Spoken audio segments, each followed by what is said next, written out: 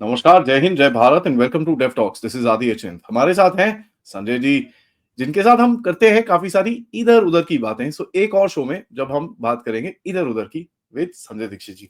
नमस्कार sir, welcome to the show. नमस्कार। आप ये इधर-उधर की बातें क्यों करते हैं? या तो इधर सर, की क्योंकि कीजिए आपके साथ या उधर की कीजिए। हम लोग ना हमेशा आपके साथ जब बात करते हैं it's a very wide this thing. तो इधर से उधर जाता है तो फिर ठीक है, इधर-उधर की बातें हमारा एक वो होना चाहिए, इधर-उधर की बातें। You should call it the pendulum show, which swings yes, from this side to that side. Yes sir. Sir, I want to start with Nishikant Dubey ji. ठीक है, जिस तरह की चीज़ें वो डाल रहे हैं, आज जो मैंने उनसे पढ़ा, मेरा तो दिमाग सटक गया।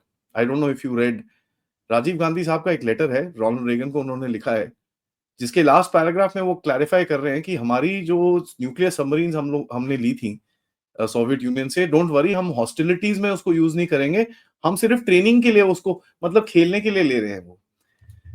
दैट अपार्ट, ये जो निशिकांत दुबे जी कर रहे हैं, ये इज़ इट अ ये क्या है? सडनली क्या डीकमीशनिंग हो रहा है? क्या हो रहा है ये?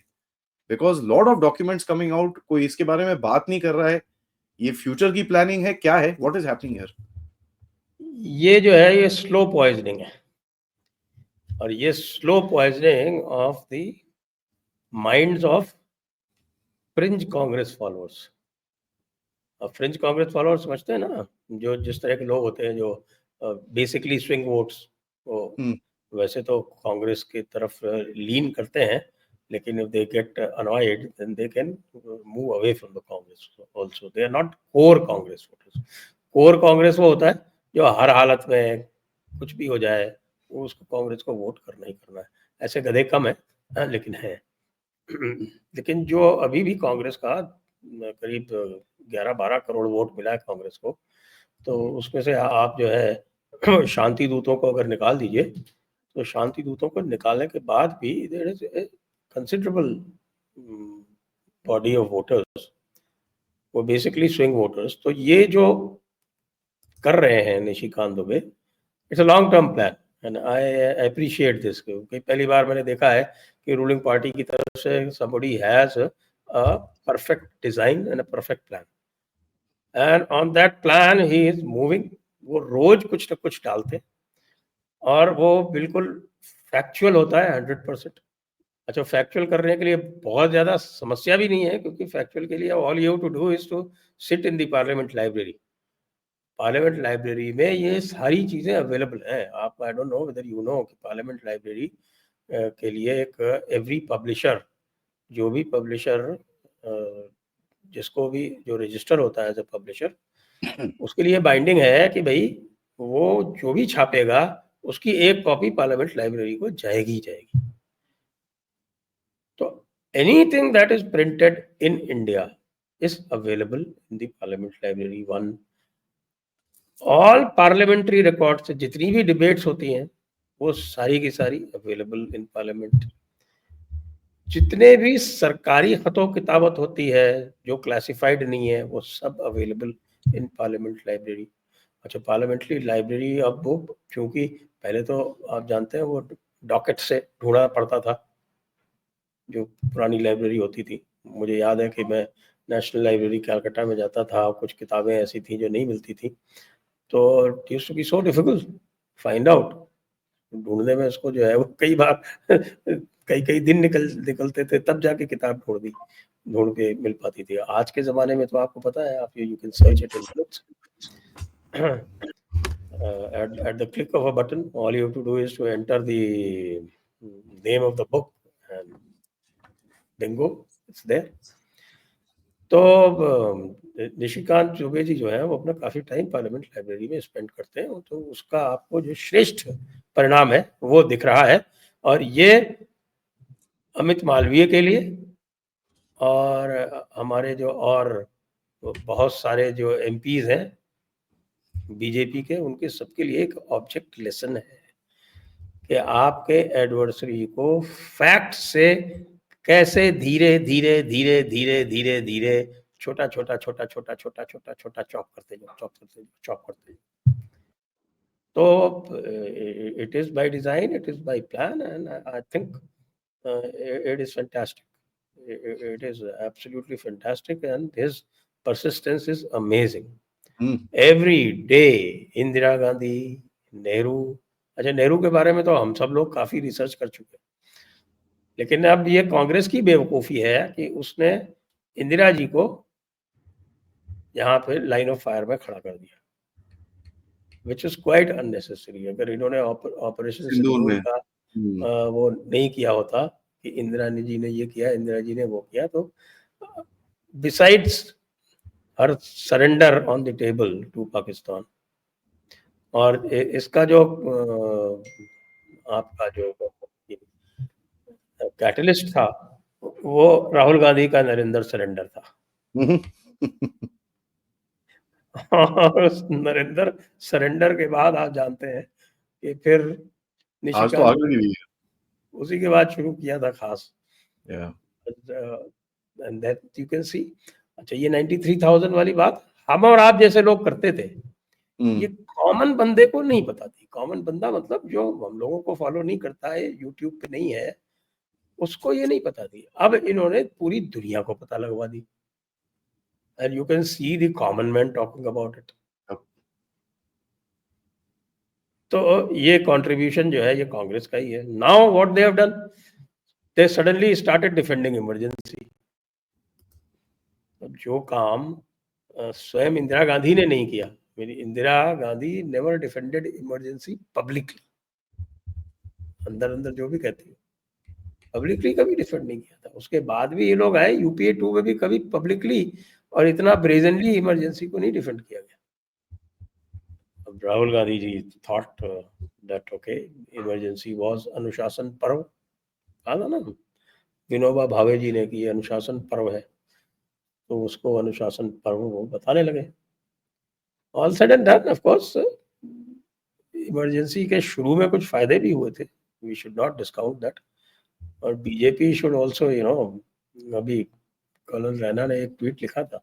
I support that. We've been saying that for 2 years now, sir. Yes yes, वो बिल्कुल सही बात है कि भाई emergency is not unconstitutional, It's not. It's part of the Constitution. It's part of the constitution.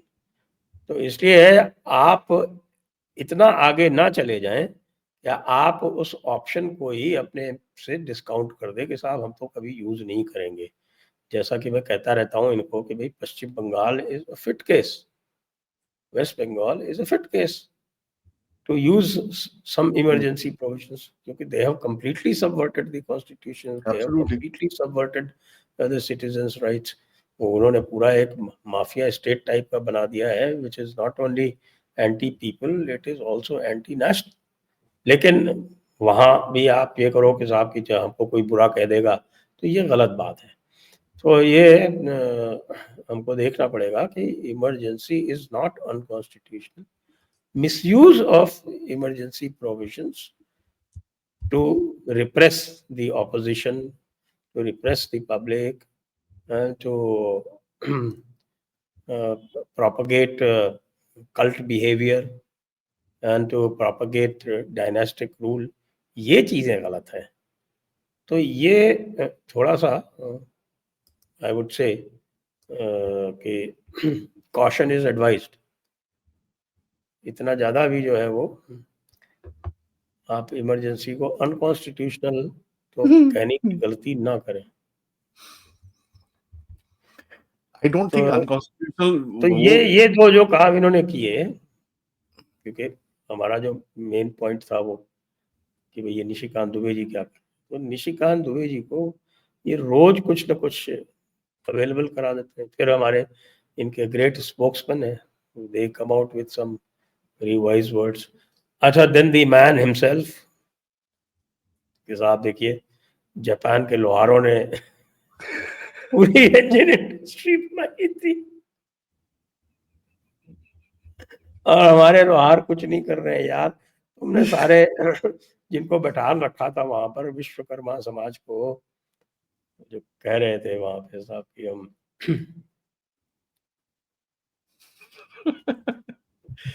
बढ़ई, लोहार, कसेरा, टटेरा और कुमार। अब ये नहीं बताते कि इनको जब से आपने रिजर्वेशन का चूरन चटाया है, तब से ये अपने पुश्तैनी धंधे छोड़ के और सरकारी नौकरियां ढूंढने में लग गए। भाई जब अंग्रेज आए थे तो अंग्रेजों ने सबसे पहले देखा कि साहब कि ये जो इंडियंस हैं इनका रेजिस्टेंस कहाँ से आता है। उन्होंने देखा भाई resistance there is one particular community which is kind of a protector of this dharma, और ये they call it religion which is सनातन धर्म। तो उसको कैसे करो, तो उन्होंने आपका पूरा एजुकेशन सिस्टम जो कि ब्राह्मणों का मेन स्टे था, वो एजुकेशन सिस्टम खत्म करके उनको चूरन चटा दिया सरकारी नौकरी का। तो वो जो चूरन उनको चटाया तो ब्राह्मण्स जो है वहां से डिस्प्लेस हुए, इधर उनको सरकारी नौकरियां मिल गई, वो इधर आ गए। तो अब इन्होंने रिजर्वेशन का चूरन चटा दिया है इन सबको। एक तरफ तो ये कहते हैं कि साहब कि आप जो है आपका कॉर्पोरेट में कोई नहीं है, आपका ये आपका कोई जनरल नहीं है। Imagine this man is going to the extent of sowing this poison or injecting this poison even into the armed forces. Yeah. This man is now becoming positively dangerous. पहले हम इसको पप्पू मानते थे, इज becoming positively dangerous. लेकिन इसका जो पूरा का पूरा जो इशू है वो इशू ये है कि भाई अगर आप किसी एक कम्युनिटी को डिस्प्लेस करना चाहते हो, वो उसके जो उसका जो मेन स्टे है या जो जॉब्स है जिनके ऊपर उसकी मोनोपोली है, तो उसको रिजर्वेशन का चूरन चटा दो, वो बाकी सब भूल के वो सरकारी नौकरी लेने में लग जाए। क्योंकि हमारे यहाँ के सिस्टम में ये भी है ना कि भाई सरकारी नौकरी at the bottom layer pays about 5 times what the market would pay you. पूरा जो सिस्टम है सैलरी स्ट्रक्चर पूरा स्क्यूड है। अब बताइए आप 50,000 रुपए पे आप हाउस बॉय रखेंगे? सरकार रखती। मतलब जो 4th क्लास है उसको 50,000 रुपए देती है सरकार। कोई रखेगा? तो लोग इंजीनियर्स काम कर रहे हैं 25,000 रुपए में। हैं? इंजीनियर्स काम कर रहे हैं 25,000 रुपए में। इंजीनियर्स काम कर 25,000 रुपए में। अरे भाई यहाँ पर जब सफाई कर्मचारी की भर्ती निकलती है तो उसमें पीएचडीज भी अप्लाई करते हैं।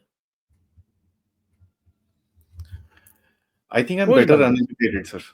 You know, मैं तो top of the line uneducated, better.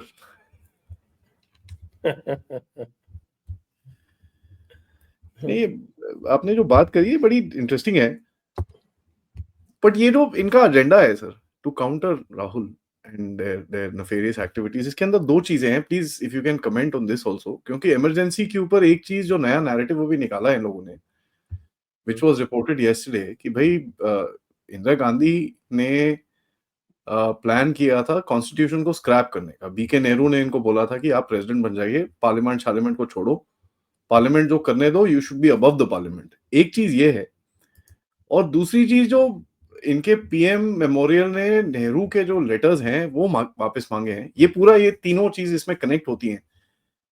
How do you see this happening here? ये क्या बिल्ड करने की कोशिश कर रहे हैं सर? एक तो आप टांगे तो काट रहे हो, what is the narrative building happening? He himself doesn't know what he wants. उसको जो कुछ भी है उसके लेफ्टिस्ट एक्टिविस्ट हैं जो चारों तरफ के जो समझा देते हैं ना, वो संदीप सिंह टाइप के। By the way Sandeep Singh ने तो बाकायदा एक ट्वीट किया था जिसमें जयपुर डायलॉग्स को नेम किया गया था, because Jaipur Dialogues understands what he is trying to do. They got a toy, खिलौना मिल गया है जिसमें जितनी चाबी भरी राम ने उतनी, अब तो इतना चले खिलौना वाला। तो वो जो कुछ उसको समझा देते हैं वो बोलना शुरू कर देता है। वो जो ऑपरेसर ऑपरेस्ड बाइनरी है, वो ऑपरेसर ऑपरेस्ड बाइनरी से आरएसएस तक नहीं बच पाई, तो ये कैसे बचेगा? ये कैसे बचेगा? वो बाइनरी क्रिएट की थी आपके जानबूझ के अंग्रेजों ने। और अंग्रेजों की क्रिएटेड बाइनरी आज भी चल रही है, क्योंकि हमारे जो नेहरू जी थे वो basically he himself used to call himself the last Englishman in India. तो उन्होंने रत्ती भर का बदलाव नहीं किया। ब्रिटिश एजुकेशन सिस्टम में only made it worse. Yeah. Can you imagine a person who's never been to school, forget college or forget university, being made the education minister of India? Maulana Abul Kalam Azad was a madrasa product. He was born in Mecca. उनकी खूबसूरती ये थी कि वो मक्का में पैदा हुए थे, और उनकी खूबसूरती ये थी कि वो नंबर 1 के इस्लामिस्ट थे। मैंने अपनी किताब में उनके 1920 के पहले के जो तकरीरें हैं उनको कोट किया है, अनब्रेकिंग इंडिया में, और I think right in chapter 1 और 2, बिल्कुल बिगिनिंग में ही। और he got into Congress only because he felt कि भाई पार्टीशन नहीं होना चाहिए, और पार्टीशन इसलिए नहीं होना चाहिए, not because he was a great nationalist. Partition नहीं होना चाहिए क्योंकि हमको तो पूरे बर्रे सगीर जिसको बोलते हैं इंडियन सब कॉन्टिनेंट, पूरे बर्रे सगीर को मुसलमान बनाना है, और अगर पार्टीशन हो गया तो ये मुश्किल हो जाएगा। और जो उनकी जो तकरीर थी दिल्ली की बड़ी फेमस, जिसमें उन्होंने सबको, दिल्ली से जो लोग जा रहे थे पाकिस्तान, उनको रोका था, तो उसमें भी उनका लॉजिक यही था कि तुम अलग अलग हो जाओगे तो कमजोर हो जाओगे। और Nehru, for all said and done, I do not regard Nehru's IQ as very high. He, I think, was what should I say? He was a typical elite, जिसको हम बोलते हैं ना, टिपिकल एलिट, सवर्ण सेक्युलर। हमारे जो पुराने जो एलिट थे उनका जो डिफाइनिंग कैरेक्टरिस्टिक था कि वो they had that arrogance of सवर्ण, plus they had the arrogance of British secularism. तो वो दोनों मिला के जो वो प्रोडक्ट था वो बड़ा डेंजरस था, और उस प्रोडक्ट ने कम से कम पहले 40 साल तो हमको पूरी तरह से रूल किया। और leftist were clever enough to realize this, और एक ज़माने में जब वो पूरी तरह से इंडिपेंडेंट इंडिया के खिलाफ हुआ करते थे, दे प्रोफेस दैट फेमस गंगाधर अधिकारी थीसिस, जो आज तक उन्होंने डिसोन नहीं किया है, आज तक डिसोन नहीं किया है। They still regard India as a nation. 17 nations हम क्रैश लगा था, 17 प्लस पाकिस्तान। हाँ, उसके लॉजिक में आप जाएं तो पाकिस्तान को तो वो रिलीजियस ग्राउंड पे देने के लिए तैयार थे। करेक्ट। उसमें उन्होंने कोई एथनिसिटी की बात नहीं की कि भाई सिंध शुड बी सेपरेट और Pashtun should be separate and Baloch should be separate. और जो बाकी 17 है उसमें आपके ज्योग्राफी या लैंग्वेज ये सब लागू कर दिया। They are of course hypocrites. They know they are only for power. उनमें और हमारे जो कैपिटलिस्ट पावर ब्रोकर्स हैं, जो सो कॉल्ड डीप स्टेट में बहुत ज्यादा अंतर नहीं है, इसीलिए दोनों अलाइन हो जाते हैं अक्सर, आप देखते हैं।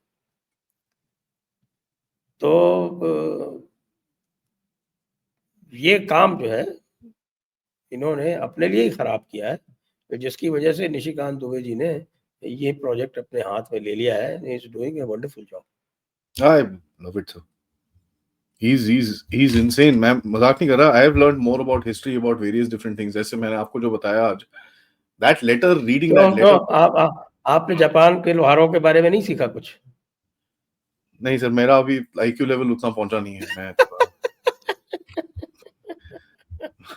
अभी मैं आप जैसे बोल रहे हो, देखो मैं बच्चा हूं ना सर, नोट्स ले रहा हूं मैं ताकि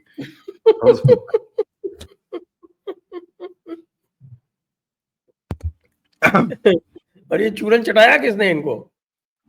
ये सारा चूरन चटाया जो है वो कांग्रेस नहीं चटाया, सारा कांग्रेस का काम, जिसके लिए ये कह रहे हैं कि साहब के आप जो है वो आपको रिप्रेजेंटेशन। अरे भाई, आज की डेट में अगर किसी ने कारपेंटरी का अपना जॉब जो है ना वो ठीक से प्रिजर्व किया है और कोई आगे बढ़ा है, आज स्टार्टअप खोल दो भाई साहब, you will be a billionaire in no time.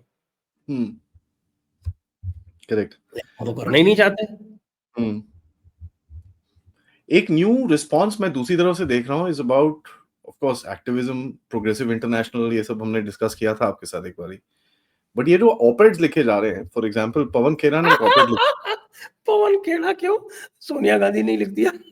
नहीं, वो एटलीस्ट दैट वाज ठीक है, उसमें आई मीन अरे तेजस्वी यादव ने लिख दिया यार, क्या बात कर रहे हो? पवन खेड़ा तो फिर भी फर्स्टली थोड़ी लिख बहुत कौन रहा है, अंग्रेजी जान। लिख कौन रहा है ये? एंड पवन खेरा के ऑपरेट वायर में आया जिसमें कहते हैं if you are cheering for bombs on a Muslim land you are not a nationalist. I am not joking, that's the title. भाई नेशनलिस्ट का मतलब ही आप नेशनलिज्म का देवबंद के जो थे ना मौलाना हसन महमूद मदनी, हुसैन अहमद मदनी, सॉरी महमूद हुसैन। मदनी तो ये है भतीजा। तो वो जो हुसैन अहमद मदनी थे, तो उन्होंने एक कॉम्पोजिट नेशनलिज्म करके एक फिलोसफी चलाई थी। कॉम्पोजिट नेशनलिज्म, मुत्तहिदा कौमियत, मुत्तहिदा कौमियत। ये क्या बोला है? Again I refer you to unbreaking India. आपकी I probably don't remember reading this part or I need to recheck. Okay, बोलिए सर। कॉम्पोजिट नेशनलिज्म, मुत्तहिदा कौमियत और जुदा गाना कौमियत। जुदा गाना मीन्स सेपरेट। तो वो सेपरेट नेशनलिज्म था, वो जिन्ना वाला जो था, और इनका था कॉम्पोजिट नेशनलिज्म। वो जो कॉम्पोजिट नेशनलिज्म जो था वो वही था जो मैंने आपको बताया, मौलाना अब्दुल आपके अब्दुल कलाम वाला, सॉरी बड़े अब्दुल साहब। कलाम।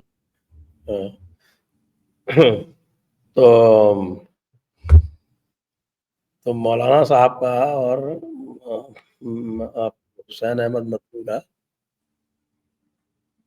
अबुल कलाम आज़ाद और इनका जो था वो कॉम्पोजिट नेशनलिज्म जो था, उसको आप पढ़ें। किताब है कॉम्पोजिट नेशनलिज्म पे, हुसैन अहमद मदनी का ट्रांसलेशन वगैरह किसी ने किया है। That is a must read. Understand कि भाई अगर आप कॉम्पोजिट नेशनलिज्म में विश्वास रखते हो, which apparently Congress still does, तो आप यही बात कहोगे।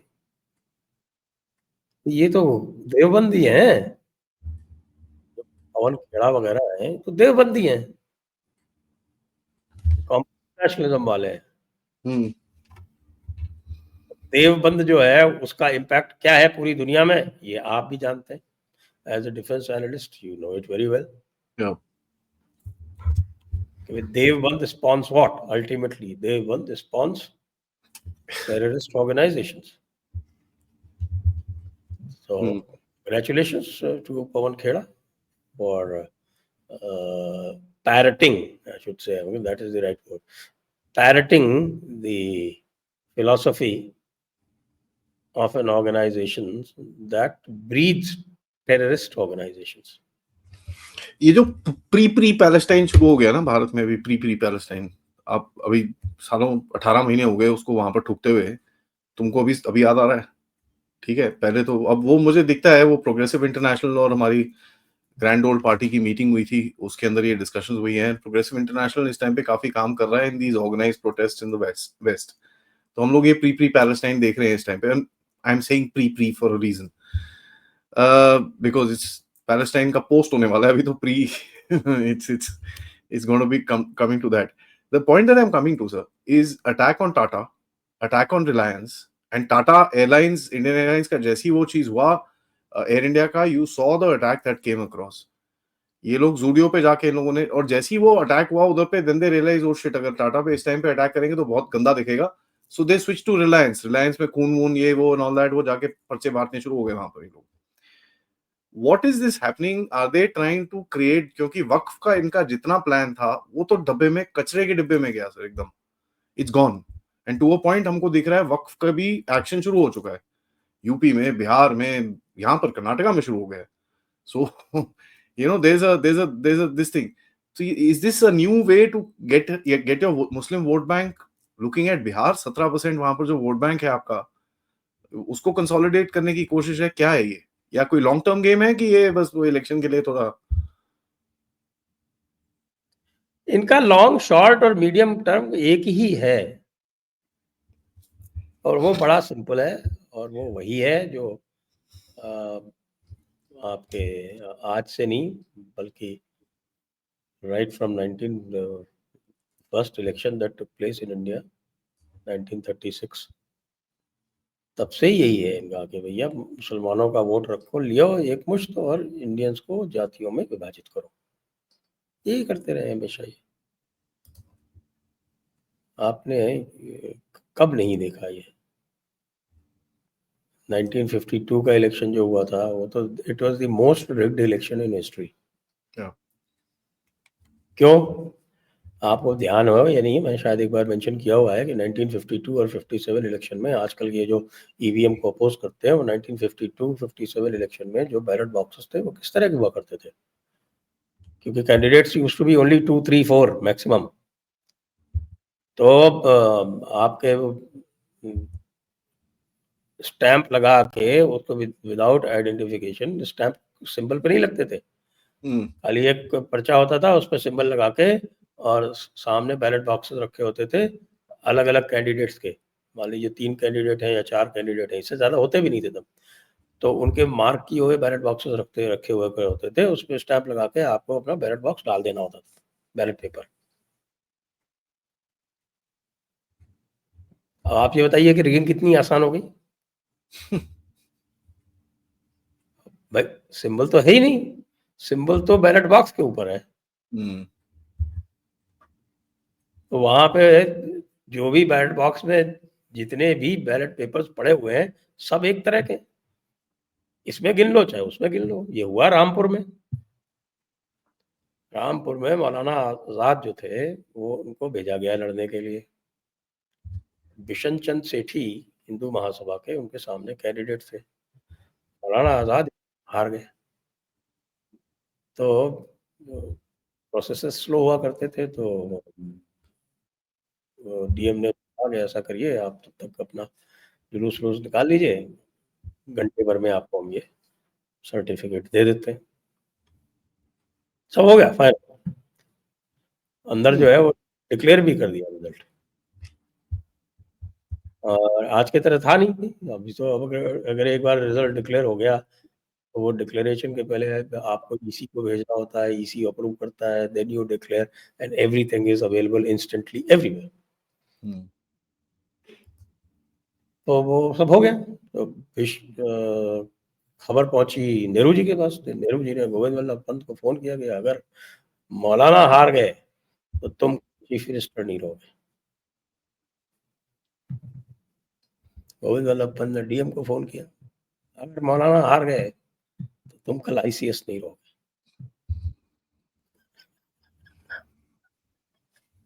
और तुरंत का फटाक से रिकाउंटिंग का आदेश हुआ।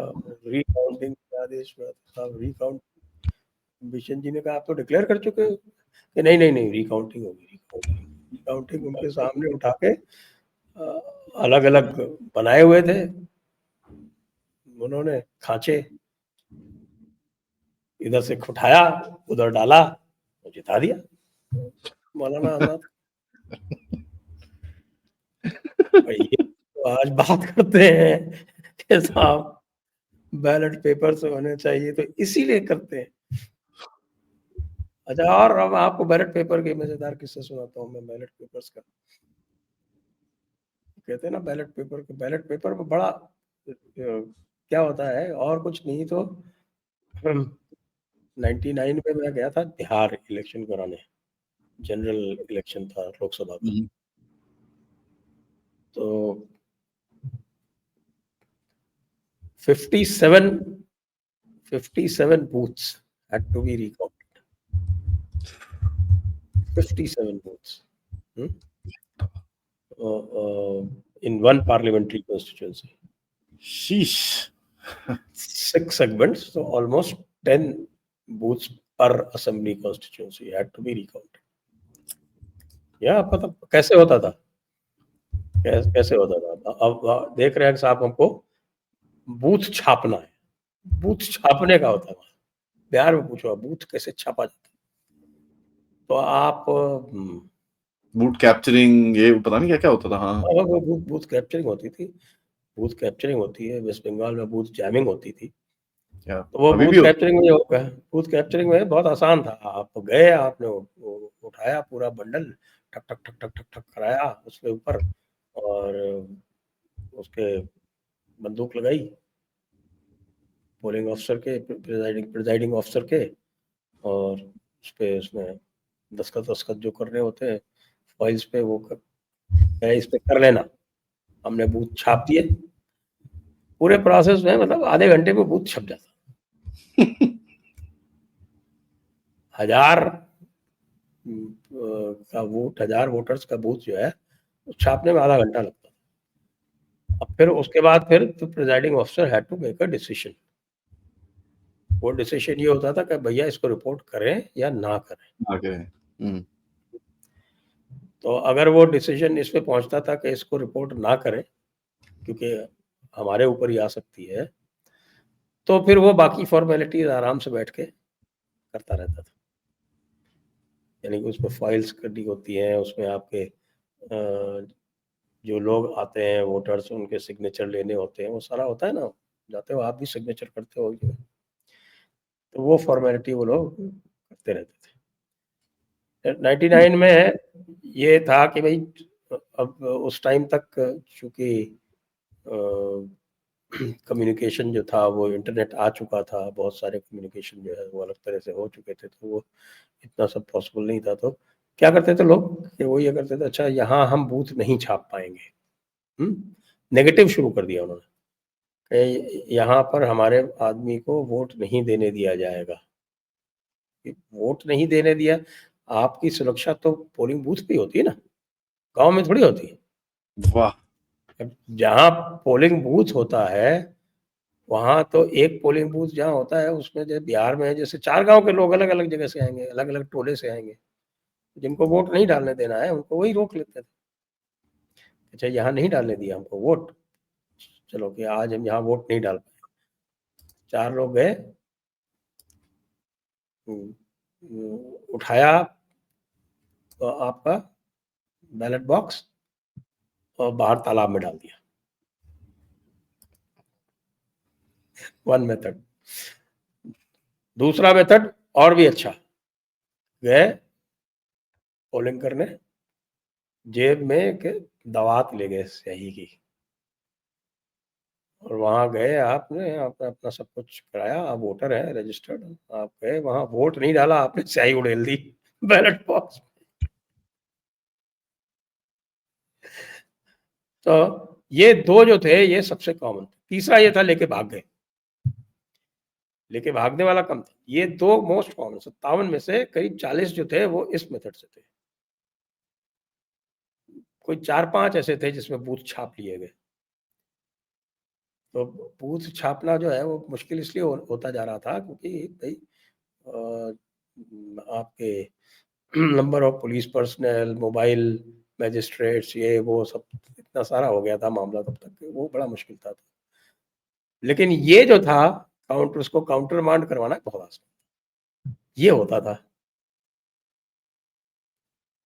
बूथ लूटना, बूथ छापना, ये सारे काम बैलेट बॉक्सेस में होते थे, वो बंद हो गए। मैं दोबारा 2010 में बिहार गया था, और पटना जैसी बड़ी पार्लियामेंट्री कॉन्स्टिट्यूंसी की एक असेंबली कॉन्स्टिट्यूंसी में बाढ़ है, थर्मल पावर प्लांट है बाढ़ में काफी बड़ा, वहां पे मैं था। तो पूरे पटना जिले में I think it has 17 constituencies, पूरे पटना जिले में ही नहीं, पूरे पूरे बिहार में शायद ही कोई रीपोल हुआ हो।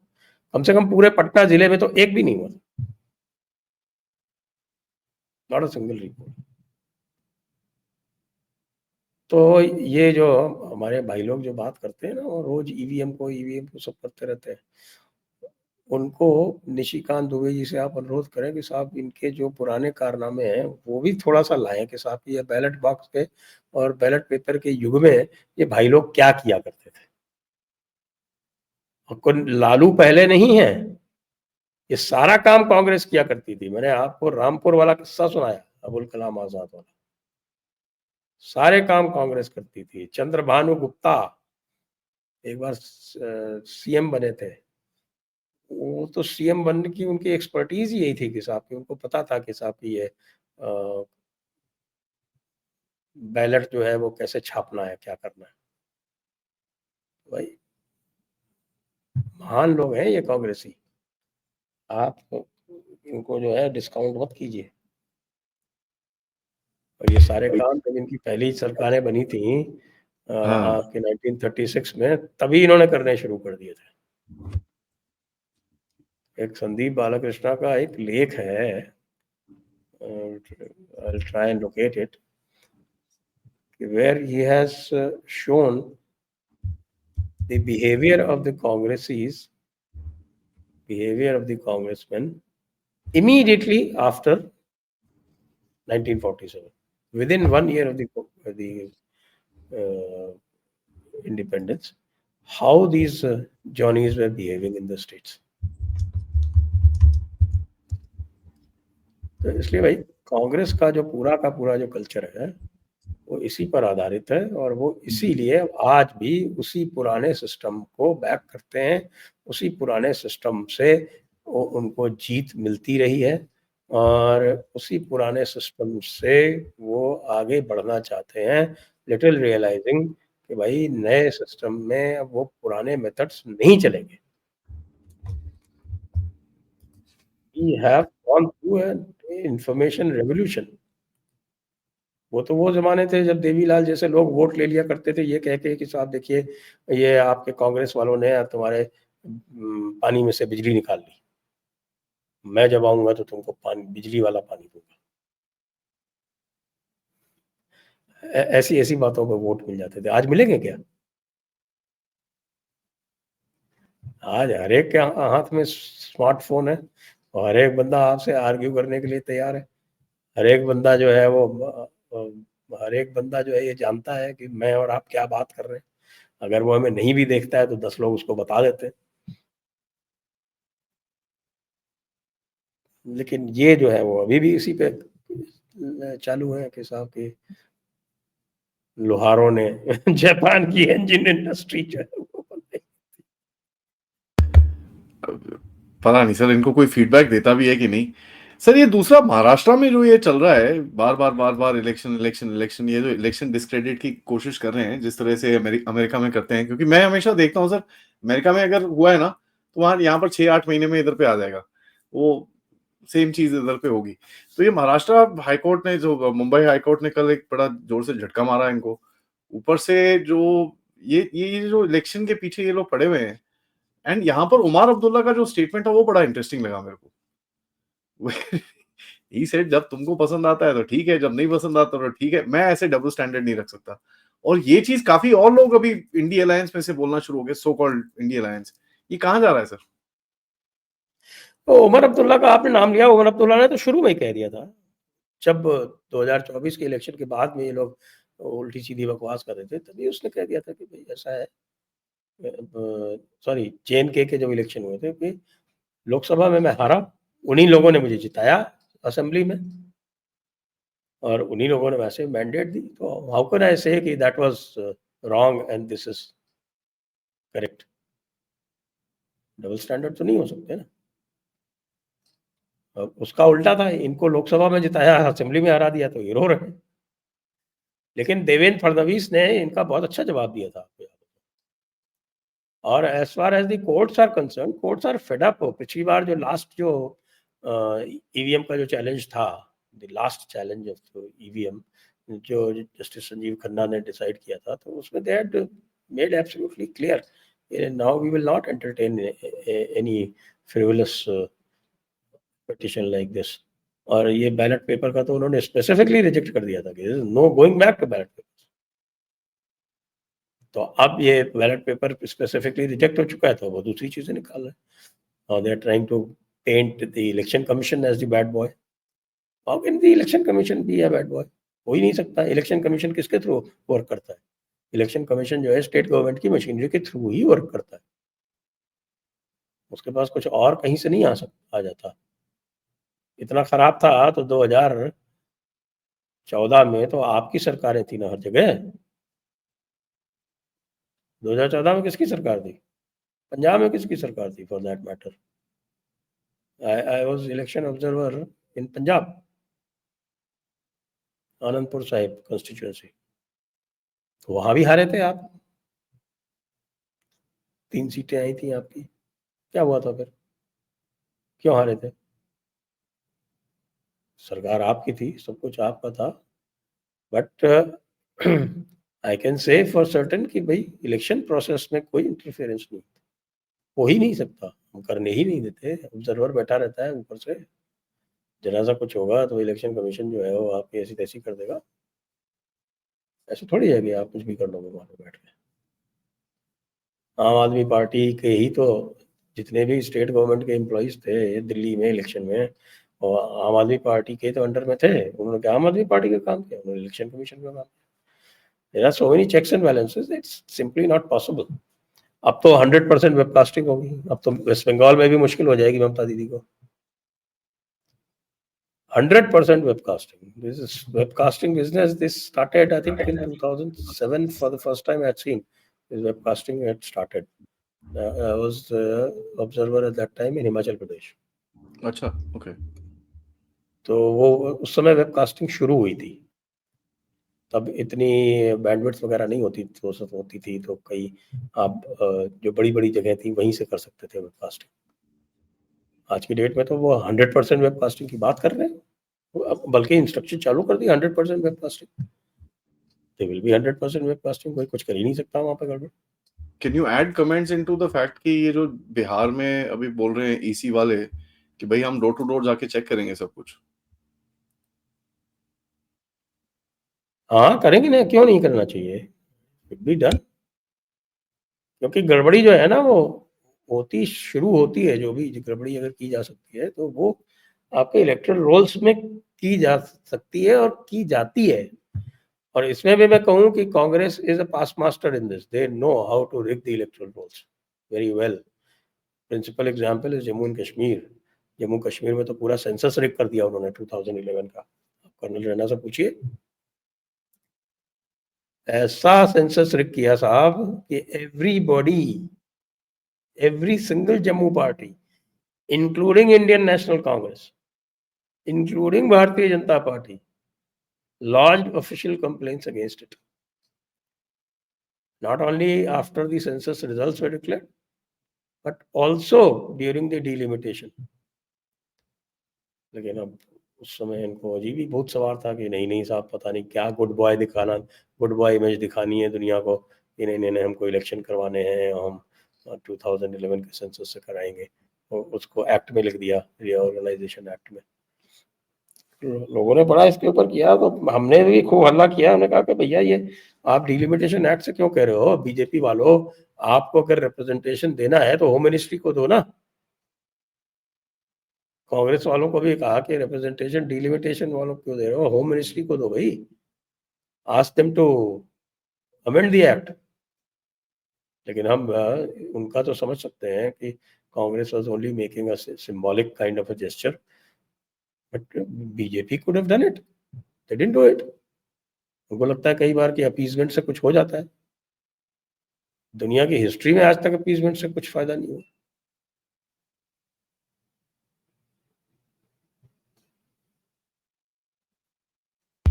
नहीं, वो बात आपकी एकदम ठीक है. There is no question. And as a matter of fact appeasement तो छोड़िए सर, यहाँ पर तो मतलब खुलेआम साइडिंग चल रही है. Forget the appeasement. It's not even it's just भैया ये हमारे हैं, ये तुम्हारे हैं, अब देखते हैं कौन जीतेगा टाइप.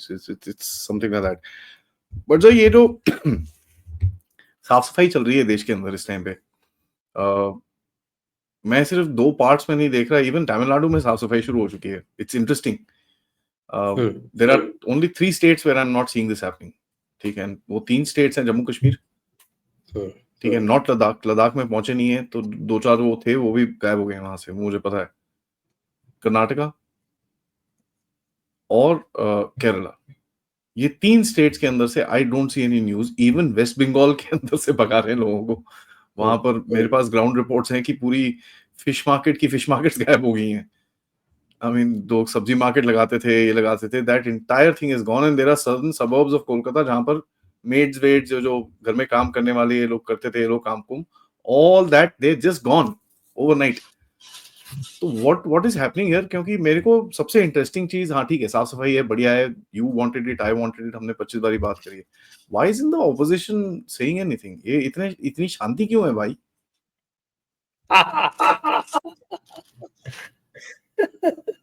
ये तो हमें हेमंता दा से पूछना पड़ेगा। वही नहीं, वो हेमंता दा छोड़िए ना, मेरे को बताइए, दीदी क्यों नहीं बोल रही? दीदी ने कल परसों में एक स्टेटमेंट दिया, beyond which she didn't say much. Delhi में कोई चू नहीं, कांग्रेस की तरफ से कोई चू नहीं, आम आदमी पार्टी इज नॉट क्राइंग। वो उस टाइम पे रोया था केजरीवाल, उसके बाद उसने नहीं रोया। Why is the opposition so quite? और मैंने ये सवाल उस दिन अनुपम मिश्रा जी से भी पूछा। ही सेड इनके पास ऑप्शन ही नहीं है। पार्टली राइट, क्योंकि आप जो है वो ओपनली ये नहीं कह सकते कि साहब बांग्लादेशीज को यहाँ सेटल होने का राइट होना चाहिए। You have to be a प्रदूषण फॉर दैट, यू नो। प्रदूषण पता है आपको? नहीं सर, ये कोई, हाँ ये कोई नया टर्म है मेरे को। ना प्रशांत दूषण, प्रदूषण। ओके ओके, फिर समझ गया। तो हमारे प्रदूषण जी ने जरूर ये कहा कि भाई they have a right and this and that, and इक्के दुक्के हमारे जो है वो जुडिशरी वाले भी बोलते हैं ना साहब के साथ, human rights are the greatest rights, you know. एक तरफ तो कहते हैं कि constitution is supreme, constitution doesn't recognize natural human rights, it only recognizes fundamental rights, and fundamental rights circumscribed by reasonable restrictions. लेकिन वो जम्मू कश्मीर साहब के कोई जज साहब थे, उन्होंने तो कह दिया कि नहीं, उसको वापस लाओ। अरे भाई, वापस कैसे लाओ? तो मैंने इसी में लिखा था भाई, आप डॉक्ट्रिन ऑफ इम्पॉसिबिलिटी प्लीड कर दो साहब, इम्पॉसिबल है, कर ही नहीं सकते साहब। नहीं, हम कर सकते भी हैं, तो डॉक्ट्रिन ऑफ इम्पॉसिबिलिटी तो है ना, कम डॉक्ट्रिन ऑफ इम्पॉसिबिलिटी है, कुछ नहीं कर सकते। तो हमारे तो अब रिश्ते ही नहीं है, अब आपस में बातचीत ही नहीं करते।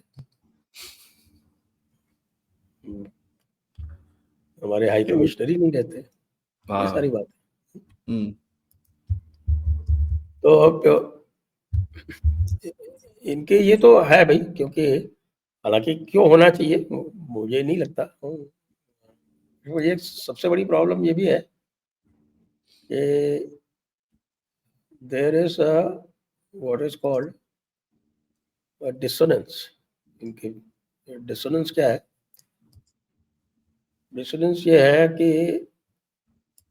एक तरफ तो ये जो बांग्लादेशी हिंदूज हैं उनको सपोर्ट नहीं करते, वो बांग्लादेशी हिंदूज जो हैं वो 95% प्लस आर दलित्स,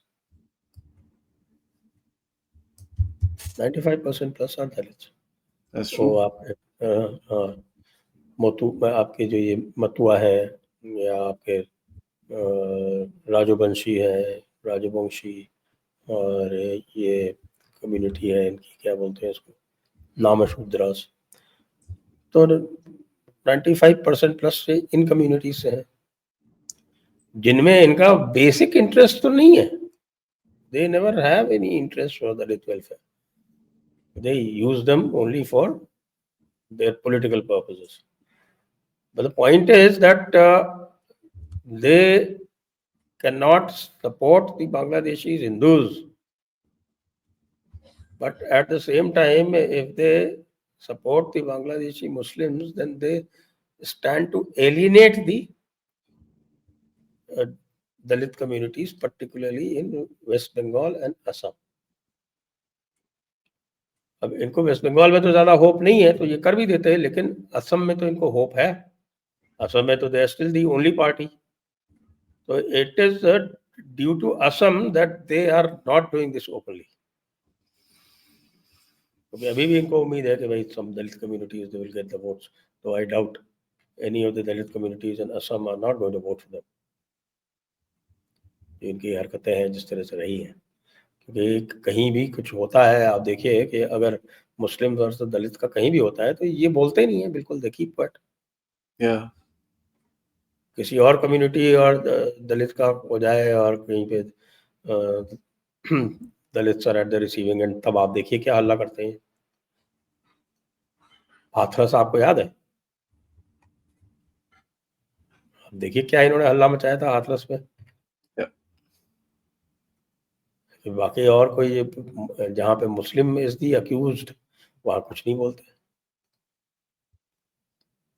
तो इसलिए ये मुझे लगता है कि this is the reason that they are keeping quiet on this.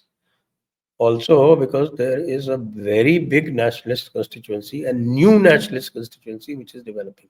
तो किसी ने बोला होगा कि साहब मत बोलो ये आप सिंदूर विंदूर हुआ है और इसके चक्कर में जो है वो माहौल खराब हो जाएगा।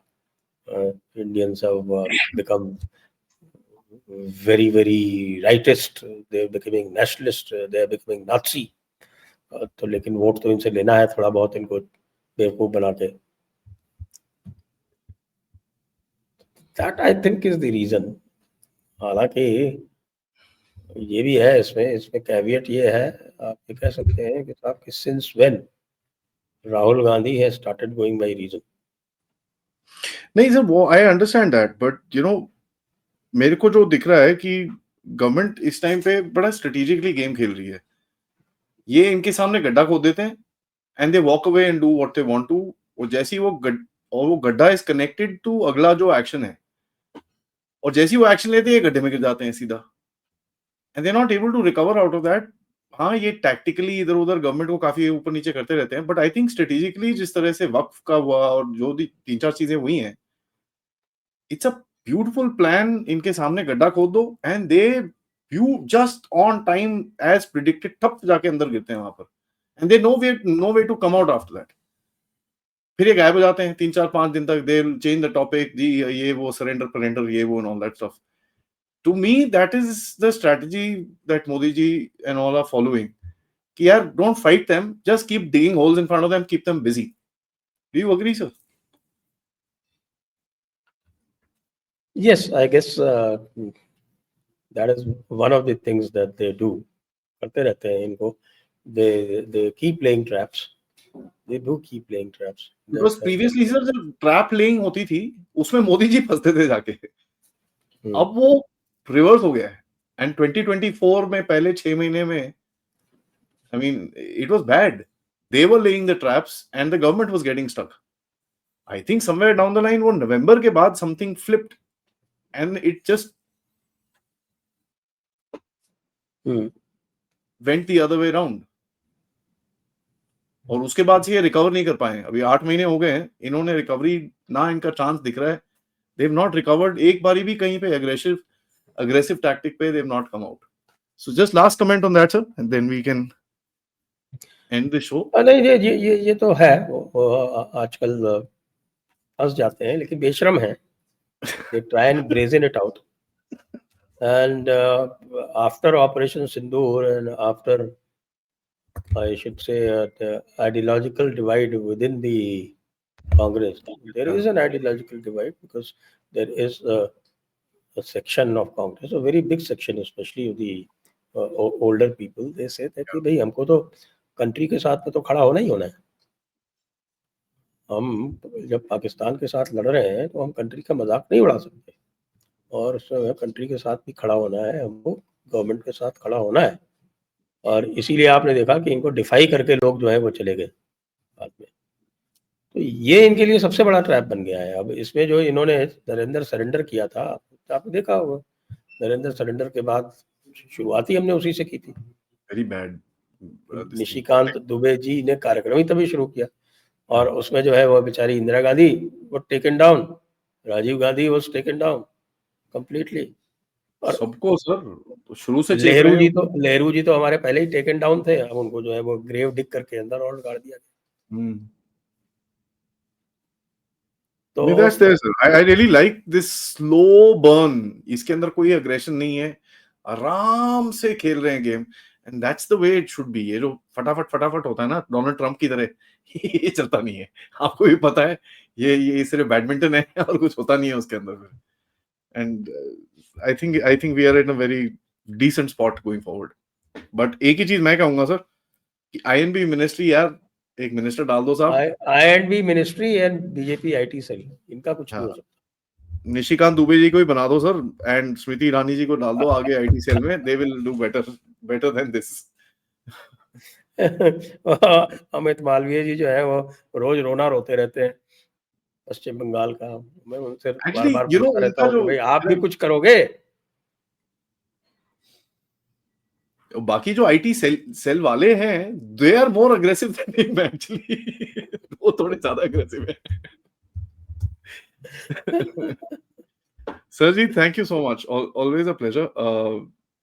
Thank you for having me. India is going through very interesting times, if I may say this. हमने 2024 में इतनी बात करी थी, कभी सोचा नहीं था इस टाइम पे हम पहुंचे होंगे जहां पर काफी बड़ी-बड़ी चीजें एड्रेस हो चुकी होंगी और कुछ छोटी-छोटी चीजें आगे भी एड्रेस होने वाली हैं। Thank you so much, sir. Always a pleasure talking. Thank you. Thank you so much. Audience से रिक्वेस्ट है, प्लीज वीडियो को लाइक करिए and don't forget if you can do contribute towards this channel. नमस्कार, जय हिंद, जय भारत।